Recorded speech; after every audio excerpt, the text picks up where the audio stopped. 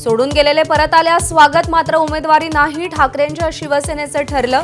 राज आणि उद्धव ठाकरेंकडून कल्याण अंबरनाथच्या पदाधिकाऱ्यांना मार्गदर्शन, मनसे कार्यकर्त्यांशी संवाद ठेवण्याच्या सूचना।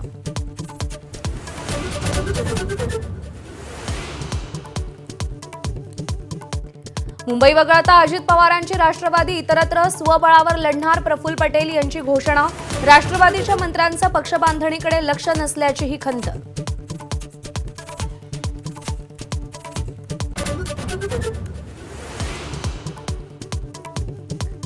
इतर कामात व्यस्त राहणार असाल तर पद सोडावं, राष्ट्रवादीच्या मंत्र्यांना अजित पवारांचा थेट इशारा।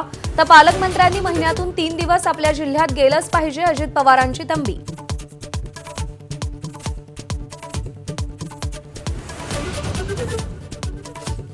मुंबईला आज आधुनिक क्रूज टर्मिनल मिळणार, पंतप्रधान मोदींच्या हस्ते उद्घाटन। गुजरातमध्ये समुद्र से समृद्धी कार्यक्रमात मोदींचा सहभाग।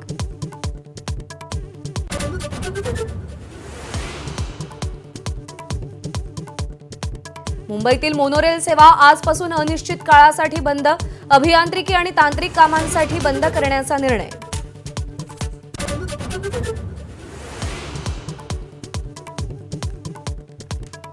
ठाण्यातील वाहतूक कोंडी विरोधात मनसेचा मोर्चा, ट्रॅफिक मोर्चाच्या माध्यमातून समस्या मांडणार।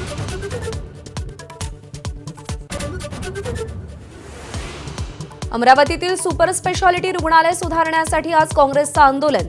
गेल्या 25 दिवसांपासून डॉक्टर संपावर, 1.5 वर्षांपासून मानधन थकल्यानं डॉक्टरांचा संप।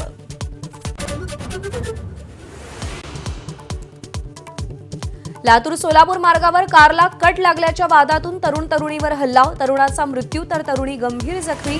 आरोपी विष्णू मामडगेनं हल्ला केल्याची माहिती। नाशिक आणि रत्नागिरी जिल्ह्यात गेल्या 2 दिवसांपासून पावसाचं थैमान, गंगापूर धरणातून पाण्याचा विसर्ग वाढवणार, तर रत्नागिरीमध्ये आणखी सरी कोसळण्याची शक्यता।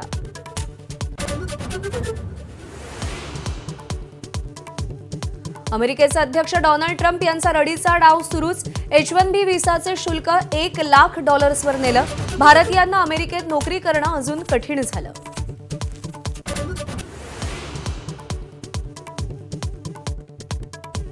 आशिया चषक स्पर्धेमध्ये भारतीय संघाची विजयाची हॅट्रिक, ओमान विरुद्धच्या सामन्यात भारताचा 21 धावांनी विजय, तर नवख्या ओमाननंही भारताला कडवी झुंज दिली।